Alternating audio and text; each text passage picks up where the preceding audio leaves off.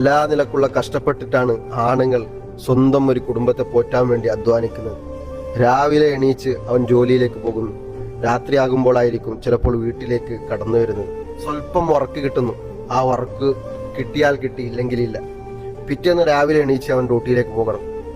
ഇതൊരു വാപ്പയുടെ കഥയാണ്, ഒരു ജ്യേഷ്ഠന്റെ കഥയാണ്, ഒരു കുടുംബത്തിന്റെ അത്താണിയുടെ കഥയാണ് ഞാൻ പറയുന്നത്. ഇത് ആർക്ക് മനസ്സിലാകുന്നില്ല എന്നറിയോ? വീട്ടിലുള്ള ഭാര്യയ്ക്ക് മനസ്സിലാകുന്നില്ല, സ്വന്തം പെങ്ങൾക്ക് മനസ്സിലാകുന്നില്ല, സ്വന്തം കുടുംബത്തിലുള്ള പെണ്ണുങ്ങൾക്ക് മനസ്സിലാകുന്നില്ല ആണുങ്ങളുടെ കഷ്ടപ്പാട്.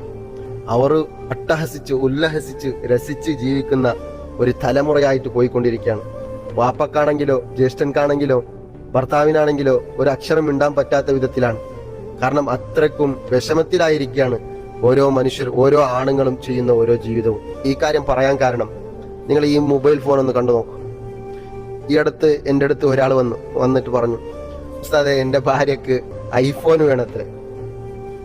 ഞാൻ പറഞ്ഞു, എന്താ എടുത്തു കൊടുക്കല്ലേ, നിങ്ങൾക്ക് ക്യാഷ് ഒന്നും ഉണ്ടല്ലേ, ഭാര്യക്ക് എടുത്തു കൊടുക്കല്ലേ എന്ന് പറഞ്ഞപ്പോൾ ആ മനുഷ്യൻ കാണിച്ച ഫോണാണ്.